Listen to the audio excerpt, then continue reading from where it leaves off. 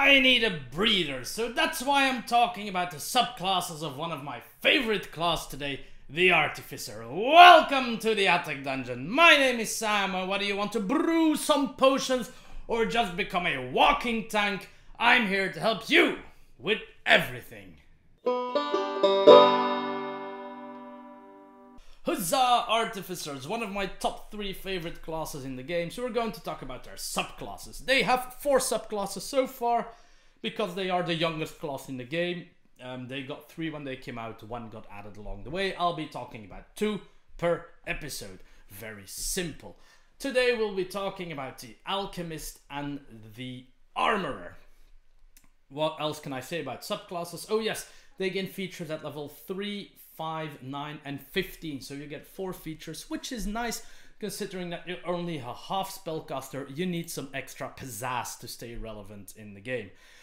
Now the alchemist is the one that, in my humble opinion, struggles the most to stay relevant throughout the game, but they do a fair job. What do they do? Well, they're kind of a hybrid support damage dealer class, but the usual issue with half-caster classes is that their blasting power is not as strong as other classes. When they are casting level 5 spells, you finally get your level 3 spell slot, so your damage is not going to follow. Obviously the Artificer has other strong points, infusions and the like, buffing the party. They're not a weak class, but blasting as a half caster is always a bit weird, though the alchemist does its best at fixing that by adding some reliable damage, as you'll see. At level 3, first off, you gain the use of your alchemist supplies. There you are, you're an alchemist, now you can use the supplies. If you already had the proficiency, you can pick another tool proficiency. You're an artificer, you're going to have loads of tool proficiencies. All artificers gain extra spells, and for the alchemist, it's a mixed bag. As I said, you get some damage dealing spells. Some of them are going to be okay, some of them are going to be like, we'll never use this spell. And some of them are going to be good support spells. The good news about these spells is that it's just like the cleric spell list. They are always prepared. It's not that you get to pick these or whatever. They are always prepared. Their subclass spells are always there, ready to roll. For the Artificer, we'll go over the spells first for the alchemist before we head into the other subclass features to make it not too confusing. At level 3, when you gain the subclass, you gain Healing Word and Ray of Sickness. We're going to ignore Ray of Sickness, it's silly damage and the poisoned condition. Huzzah, and there's a lot of creatures immune to poison anyway, so don't use it. Healing Word, though, you get Cure Wounds as an Artificer, or you can pick it up at least, but Healing Word makes you a much better healer because it is ranged and on a bonus action. So you can pull someone up from the ground, someone who dropped at 0 hit points, and still blast someone with a cantrip or slap them with a weapon attack if you want to do that, but as an alchemist you don't. So that's a good spell. Healing Word, good stuff. Since it scales on intelligence, it's going to scale a bit because your intelligence will be maxed out fairly quickly as an artificer, and later on it will get another buff. Level 2, Flaming Spears and Melf's Acid Arrow, 2 damage dealing spells. At this point, between level 2 and the others, you're already casting level 3 spells. The difference is not too big yet. These spells will have their use at the lower level place, don't worry. 9, which is level 3 spell slots for you, Gaseous Form and Mass Healing Word. This is probably the best tier of free spells for you. Gaseous Form is an incredibly useful exploration / escape / whatever spell. It allows you to get around. Mass Healing Word is Healing Word, but for more people, and just like for Healing Word, nobody will mind if you upcast this spell at a certain point to increase the healing. It's still bonus action healing, it's still going to be relevant at level 9. Level 13, Blight and Death Ward. Blight is it's a chunk of damage which is going to be out level at this point. You can also kill plants with it. Death Ward will remain somewhat relevant. If you can predict who's going to die that day, you can just touch them, and the first time they drop to 0 hit points, they stay alive and up and running at 1 hit point. It's something, you know. Level 17 gives you Cloud Kill and Raise That. Level 17, when wizards are tossing out Wish, and what's the other one? I forgot the name, where they get advantage all day long.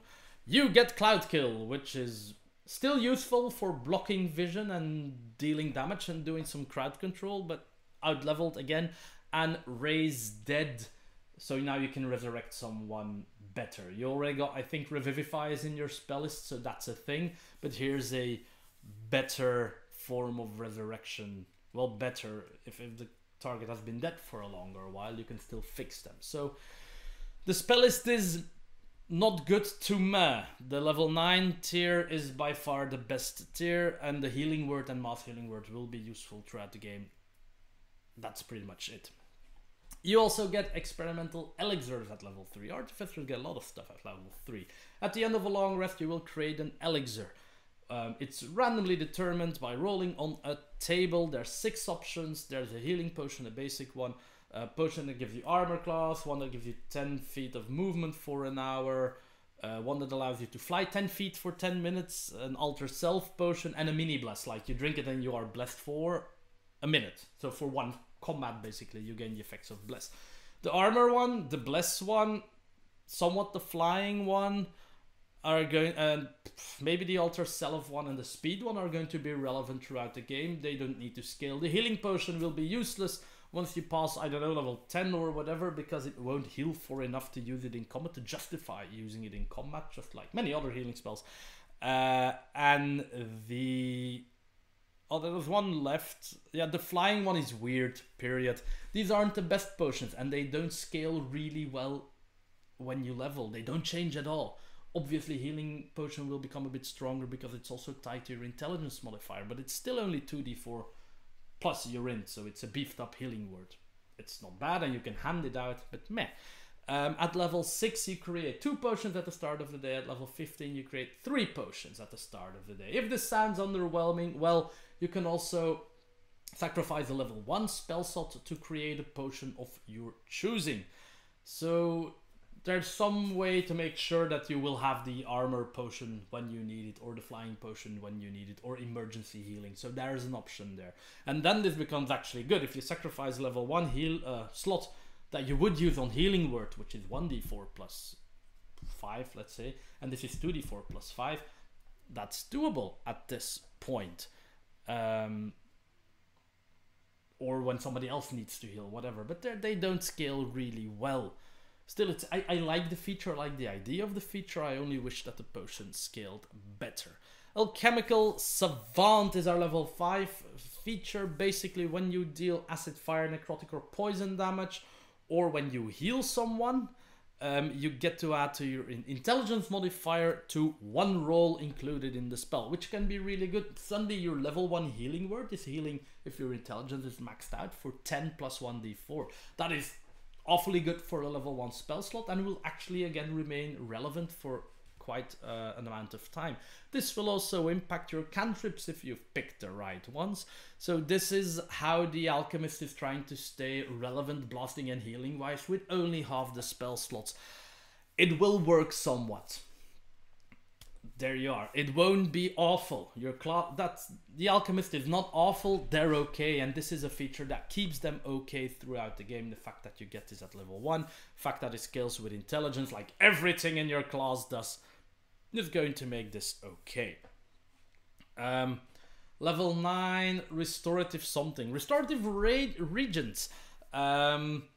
So this is okay. This is a feature that tries to make your potions more relevant, your elixirs. When somebody drinks one of them, they also get 2d6 plus your intelligence, again, worth of temporary hit points. So now your healing potion also gives a shield. Okay, now it's more relevant. Now your armor potion also gives the shield. Okay, not bad. 2d6 plus 5, let's say, at level 9 of temporary hit points is not bad, seeing as they're relatively spammable. You can also cast lesser restoration once without prepping the spell, but you have to use alchemical supplies as the casting focus. You can do it a number of times, equal to your intelligence modifier, again per day, and it resets on long rest. So this is pretty cool actually. You get 5 uses of lesser restoration. It's a niche spell that solves stuff like poison, blindness, deafness, and paralysis, I think. But it's nice to have, and you don't have to prep it anymore. It's one of those spells that I often prep because you never know, and I end up not using it at all. So I'd be happy if this is just in my backpack lying around for when I need it. And then at level 15, chemical mastery. Of course, you are now a master of alchemy, chemistry, and other forms of science, which means that you have resistance to acid and poison damage, and you become immune to the poison condition. It's a start, but you also get to cast greater restoration and heal once per day without spending spell slots, without components, again provided you use your alchemical supplies as a casting focus. Greater restoration is a level 5 spell, again good backup because it cleans a lot of stuff, can even clean a level of exhaustion, I thought. Yeah, it's exhaustion or charm or petrification, a curse including cursed magic items, a reduction to any ability scores, what's up, mind flayers, and one effect targeting your hit point maximum. So that's a really good clutch save to have. But heal is actually a level 6 spell that heals for 70 hit points. Huzzah, hooray! We got a level 6 spell as Artificer. Pretty cool, actually. Even if it is a healing spell, 70 hit points is going to be a nice chunk of damage. You don't roll, so you don't get to add your your alchemical savant to that thing, but it's still going to be useful. And that is the alchemist, so a class that is kind of struggling with the fact that it wants to be a blaster slash healer, but only has half the spell slots.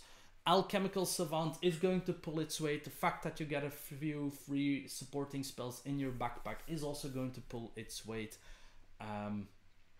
But it is, in my opinion, I think the weakest of the Artificer subclasses. And that brings us to the Armourer, the second subclass we're talking about today, and one of the two best ones when it comes to the Artificer. It's in the name, this guy is going to do stuff with his armor. It starts at level 3 as per usual with the tools of the trade ability. You gain proficiency in smith's tools, just like the alchemy guy got alchemist tools. More importantly though, you also gain proficiency in heavy armor. Now I can hear you say, damn it Sam, proficiency in heavy armor requires strength. I didn't build my Artificer at level 1 to have strength at level 3, then how would I attack in the meanwhile? Relax, don't worry.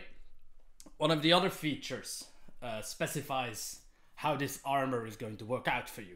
The feature is called Arcane Armor, and it basically says that you can indicate one of your suits of armor, as if you have many, to be your arcane armor. All you need is an action and smith's tools to do that, so that's easy. And once an armor is your arcane armor, any strength requirement doesn't apply to you anymore. The armor can be a spellcasting focus, it will replace any missing limbs, and it cannot be removed against your will, and you can don and doff it as an action. So it's a pretty cool click on, click off armor. So now you can use plate without any restrictions. Yippee-ki-yay. Does that mean our dear friend the Armourer is going to be a frontliner all the time? No, but I'll leave you hanging on that for just a moment. First we're going to have a look at the expanded spell list for the Armourer. So the free spells that every Armourer gets that are prepared all the time are a lot better than the one the Alchemist gets, to be honest.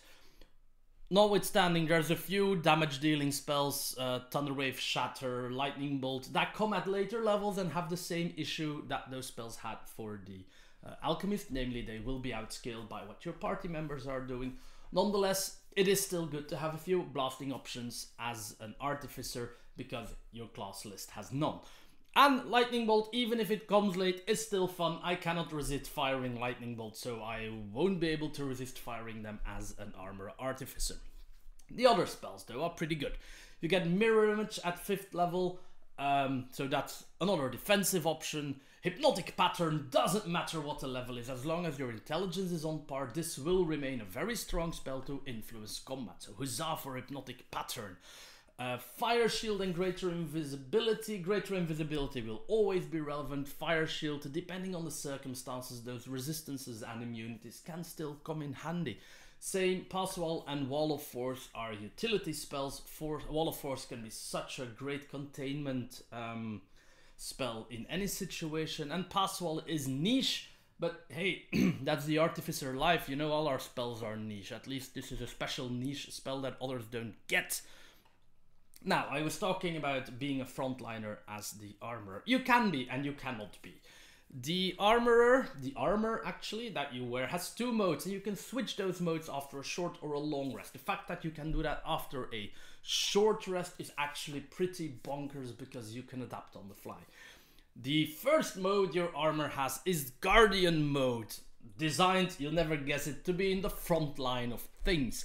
The Guardian mode comes with Thunder Gauntlets, so each of the gauntlets is a simple melee weapon, while you aren't holding anything in the hand, which deals 1d8 thunder damage plus the usual stuff, so on a hit. And any creature hit by the gauntlet has disadvantage on any attack roll that is not going your way, which is good. So here's an Artificer with a frontline heavy suit of armor, can still wear a shield, and now has a way to force enemies to attack them, or at least have more chance of missing an ally. That is good stuff.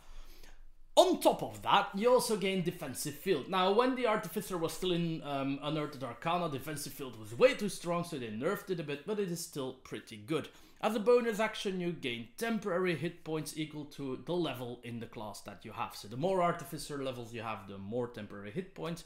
You can use this, you'll never guess it, a number of times equal to your proficiency bonus per day. My god, an ability that is not intelligence based. I am shocked, amazed, and a little bit surprised. It resets on a long rest. So in the beginning it's going to be small, having like 2 or 3 bursts of 4 to 5 temporary hit points a day. It's not amazing, but it does up your durability again. It puts your hit points a bit on par with those of a fighter, which is not bad because that's clearly what you're trying to imitate here. The other option is the Infiltrator mode. Here, your Thunder Gauntlets get replaced by a Lightning Launcher, so you have long range. And when I say long range, I mean long range. I think it's 90 feet standard and 300 feet long range. So you can shoot lightning, zippity-doo-dah, which deals 1d6 damage only, but does 1d6 extra to the first enemy that it hits. So if you have 2 attacks, which you will have, you'll deal 3d6 plus relevant modifiers to the enemies.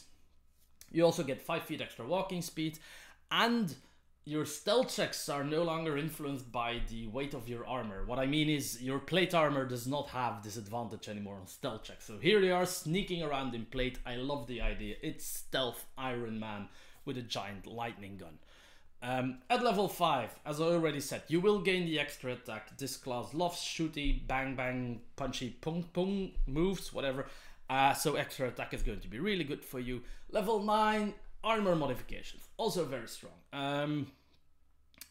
From now on, your armor suit counts as separate part for the sake of infusion. So usually when you say, okay, I infuse my plate armor with, let's say, enhanced defense, when you get this subclass, that's possible, very possible. But your gauntlets are part of your armor, so you couldn't infuse the gauntlets with anything gauntlety, like, for example, enhanced weapon, magic weapon buffs, because they're simple weapons. But starting from level 9, all parts of your armor, so you have to check the manual to see what parts your armor consists of, all counts as separate and hence can be infused separately. So now, yes, you could, there's a bit of a debate about it because cost and this and that, but in my book you can enchant your gloves now with the magic weapon infusion, and you can enchant your armor with magic armor, for example. If you have any boots later on, go on, fly off. Your helmet, if it's part of the armor suit, it's all separately infusible. And to top that all off, you get an raised limit of infusions that you can have active. You can have 2 extra infusions active, but they have to be used on yourself. Oh no! Of course that means if you're in a charitable mood, you can hand out more infusions to your party members, the other ones, while still keeping at least 2 active on yourself, or you can go full Terminator, stick everything on yourself, and be a tank on foot. But still, a tank is a tank. And then there's your level 15 features, which are again armor specific. The Guardian model gets a get over here button basically a number of times equal to your proficiency, again, bonus a day. Whenever an enemy stops within 30 feet of you, you can force them to make a saving throw. If they fail the throw, you pull them over to you. They can move 25 feet, well, they have to move up to 25 feet, and if they land in front of you, you can punch them. You can, as part of the same reaction, it's a reaction, you can do an attack on them. Not bad at all. I mean, sure, it's a bit limited, but by this level your proficiency is like 5 or 6, so it's not too bad. It's a nice tool to displace enemies, to force them away from your friendlies again. And then the infiltrator mode basically gets the thing that when somebody gets hit by your lightning launcher, so your default attack, they glimmer, huzzah, so they shed light, which is also cool because it neutralizes any possible invisibility. They have disadvantage on attack against you. The next attack against them will have advantage and will deal an extra 1d6 lightning damage. That can be you or an ally. The good thing about this is this has no limit. This just counts on every attack. So it's like 3 mini fairy fire on every attack that you do. That is really strong in my opinion. Then again, it's a level 15 feature, so it should be strong. That's it, that's the armourer. As I said at the start, this is one of the better artificer subclasses. Along with the battlesmith, these are very strong subclasses for the artificer. This one is very flexible as well because of the armor modes. You can switch between a ranged and a frontliner, which is very fun. The spells are nice, so go on, play your artificer as an armourer, have a lot of fun. Still play him as an alchemist and you'll still have fun, but the armourer is slightly better. There we are, that's all for this week. Obviously this will get a sequel when we talk about the artillerist and the battlesmith in a few weeks. For now, I hope to see you all in 2 weeks in the attic dungeon.